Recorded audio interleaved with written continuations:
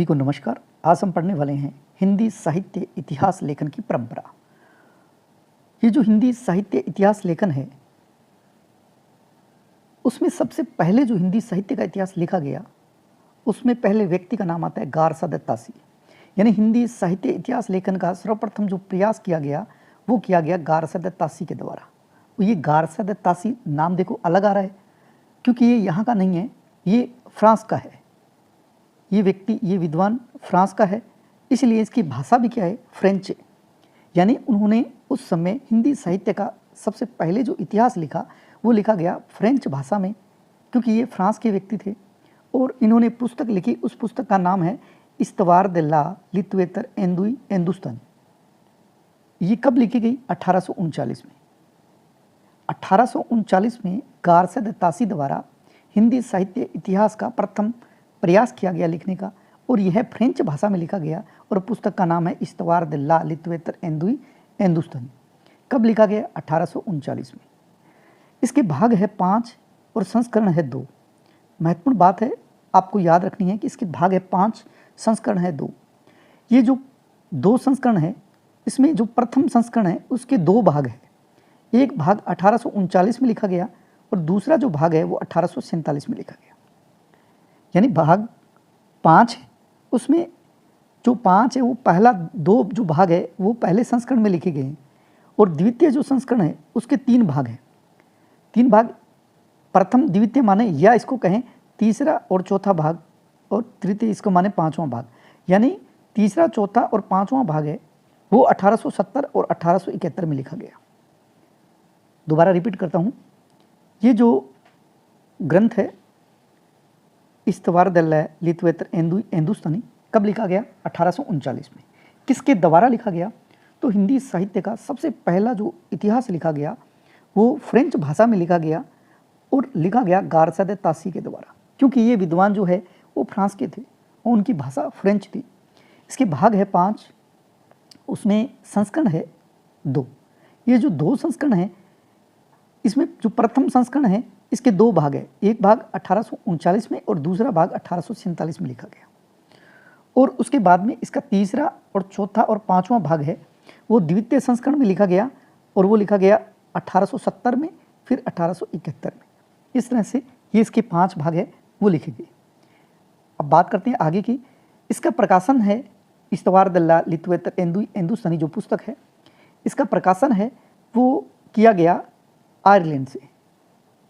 Ireland से किया गया, the oriental translation committee Ireland. इसमें जो कुल कवि है उसकी संख्या है 738। यानी इसमें जो कुल कवि लिए गए वो 738 है। इसमें से उर्दू के कवि है 666 और हिंदी के मात्र 72 कवि ही लिए गए। हिंदी साहित्य का सर्वप्रथम पहला इतिहास लिखा गया, या सर्वप्रथम इतिहास है वो इस्तवार दे ला लित्वेतर एंदुई एंदुस्तानी है, जो कि इसमें कुल 738 कवि लिए गए। इसमें से हिंदी के सिर्फ मात्र 72 कवि थे। इसमें पहला जो कवि है उसका नाम है अंगद, और अंतिम कवि है उसका नाम है हेमंत। अब ऐसा क्यों? क्योंकि इनका जो लिखने की पद्धति थी वो वर्णानुक्रम थी। वर्णानुक्रम का मतलब होता है वर्ण क्रम के अनुसार, जैसे क, ख, ग, घ। इस तरह से अगर मान लो किसी का नाम कैसे है तो वो पहला कवि है, चाहे वो आधुनिक काल का हो, चाहे वो रीति काल का हो, चाहे वो भक्ति काल का हो, चाहे वो आदिकाल का हो, मतलब शुरुआत का हो चाहे लास्ट का हो, उसका नाम अगर कैसे है, ख से है या ग से है तो इसी क्रम में लिखा जाएगा। इसलिए पहला कवि इसने ए अंगद, यानी स्वर होते हैं वहाँ से शुरुआत करते हैं वर्ण क्रम की, तो ए आ ई, इस तरह से पहला जो क्रम है वो ए से शुरुआत मानते हैं। तो पहला कवि उन्होंने अंगद माना और अंतिम कवि उन्होंने हेमंत लिया। अब इस पुस्तक में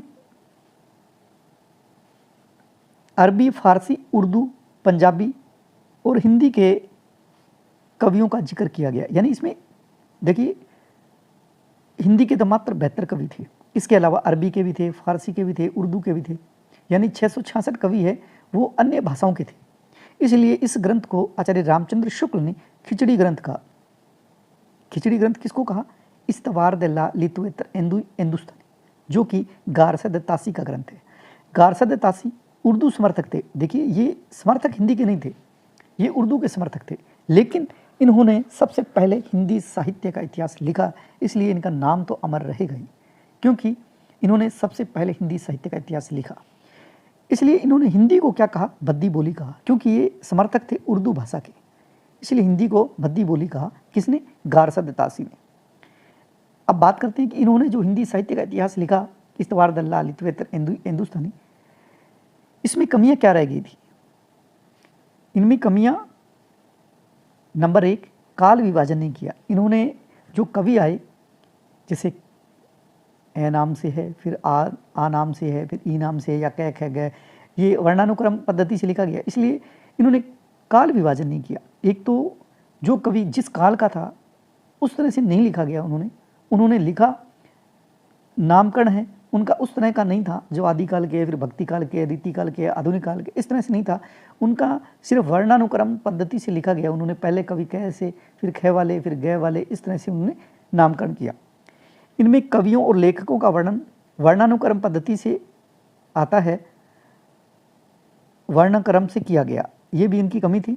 दूसरा, तात्कालीन युगीन परिस्थितियों का वर्णन नहीं है। कोई भी कवि जिस परिवेश में लिखता है उस परिवेश का, उस परिस्थितियों का, उन युगीन परिस्थितियों का वर्णन होना जरूरी है, अन्यथा जो लिखा गया है वो इतिहास अच्छा नहीं माना जाता। इसलिए ये कमी थी इनमें। हिंदी साहित्य का इतिहास लिखा, लेकिन हिंदी के मात्र 72 कवियों को ही इसमें स्थान दिया गया, इसलिए ये इसमें कमियां रह गई थी। फिर बात करते हैं जो इन्होंने लिखा, गारसद तासी ने, पुस्तक का नाम है इस्तवार दे लित्वेतर हिंदुस्तानी। ये फ्रेंच भाषा में है, इसीलिए इनका नाम ऐसे लग रहा है, क्योंकि जो नाम लिखा गया है लित्वेतर का मतलब होता है लिटरेचर यानी साहित्य, एंदुई मतलब होता है हिंदुस्तानी यानी हिंदुओं के द्वारा बोली जाने वाली हिंदी। एंदुई मतलब हिंदुओं के द्वारा बोली जाने वाली हिंदी, और हिंदुस्तानी का मतलब होता है मुसलमानों के द्वारा बोली जाने वाली उर्दू मिश्रित हिंदी। इस तरह की जो बोली है उसका नाम दिया गया इस्तवार दल्ला लित्वेतर हिंदुस्तानी। इन्होंने इस पुस्तक का नाम दिया इस तरह से। इसका जो अनुवाद किया गया वो पहला किया गया, हम मान सकते हैं कि 1848 में उर्दू भाषा में किया गया करीमुद्दीन द्वारा। करीमुद्दीन, इन्होंने इसी को इस्तवार दल्ला लित्वेतर हिंदुस्तानी का उर्दू अनुवाद किया 1848 में। नाम दिया इन्होंने तबकात उ सऊअरा यानी तज़किरा ई सऊअरा नाम से इन्होंने हिंदी साहित्य का इतिहास लिखा, जो कि इस्तवार दल्ला लित्वेतर हिंदुस्तानी का उर्दू अनुवाद है। यह उर्दू अनुवाद किसके द्वारा किया गया? करीमुद्दीन द्वारा 1848 में। इसमें जो कवि है कुल 1004 कवि थे, और इसमें से हिंदी के मात्र 60 कवि थे। इसमें उर्दू भाषा में जो करीमुद्दीन ने लिखा तबकात उ सऊअरा। फिर इसी का इस्तवार दल्ला लित्वेतर हिंदुस्तानी का इन्होंने अनुवाद किया हिंदी भाषा में, और हिंदी भाषा में जो अनुवाद किया वो किया गया डॉक्टर लक्ष्मी सागर वारसेण्य ने। किस नाम से किया? हिंदुई साहित्य का इतिहास। हिंदुई साहित्य का इतिहास कब किया गया? 1952 में। और कुल कवि उन्होंने माने 338, और हिंदी के कवि उन्होंने माने 220। इस तरह से जो इस्तवार दल्ला लित्वेतर हिंदुस्तानी जो रचना है, जो कि गारसद तासी द्वारा लिखी गई, कौन सी? इस्तवार दल्ला लित्वेतर हिंदुस्तानी 1839। इसमें भाग है 5, भाषा इसकी फ्रेंच, संस्करण इसके 2। कब लिखा गया? पहला जो संस्करण है जिसमें 2 भाग है वो 1839 में, और द्वितीय भाग 1847 में। अब सीधा ही पूछा जाए कि हिंदी साहित्य का सर्वप्रथम इतिहास कब लिखा गया, तो आपको ये तारीख याद करनी है, 1839 वाली। उसके बाद में इसके 5 भाग है, संस्करण है 2। प्रथम संस्करण में 2 भाग है जो 1839 में और 1847 में लिखे गए। उसके बाद में तीसरा जो भाग है, इसमें तीसरा चौथा यानी दूसरा तीसरा कह सकते हैं, इसमें तीसरा और चौथा और 5वां भाग है वो 1870 और 1871 में लिखा गया। प्रकाशन इसका किया गया आयरलैंड से। कुल कवि 738, इसमें 666 उर्दू के और हिंदी के मात्र 72 कवि। पहला कवि अंगद और अंतिम कवि हेमंत को माना गया।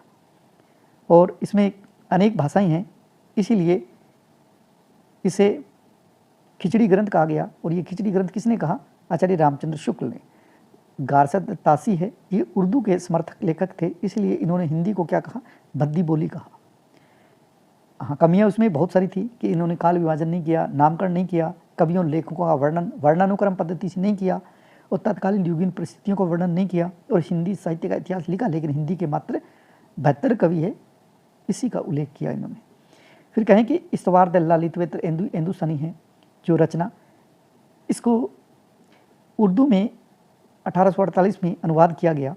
वो किया गया करीमुद्दीन द्वारा। और कब किया गया? 1848 में। किस नाम से? तबकात-ई सौअरा हिंदी। कुल 1004 कवि है इसमें, और इसमें मात्र हिंदी के 62 कवि है। इसके बाद में इसका हिंदी अनुवाद किया डॉक्टर लक्ष्मी सागर वार्ष्णेय ने, और इसने नाम दिया हिंदुई साहित्य का इतिहास, 1952 में लिखा। कुल कवि 358, इसमें से हिंदी के मात्र 220 कवि। आज हम इतना ही बात करेंगे। हिंदी साहित्य का इतिहास लिखने में गारसद तासी का ये जो महत्वपूर्ण स्थान है वो हमेशा रहेगा। इसी आशा के साथ आपका नेक्स्ट क्लास है वो और बढ़िया लेके आएंगे। अब उम्मीद करता हूँ कि आपके कमेंट और आपका जो विचार है हिंदी साहित्य इतिहास में पढ़ने की रुचि क्या है, उस कमेंट के माध्यम से पता चलेगी। तब तक के लिए स्वस्थ रहें, मस्त रहें। जय हिंद, जय भारत।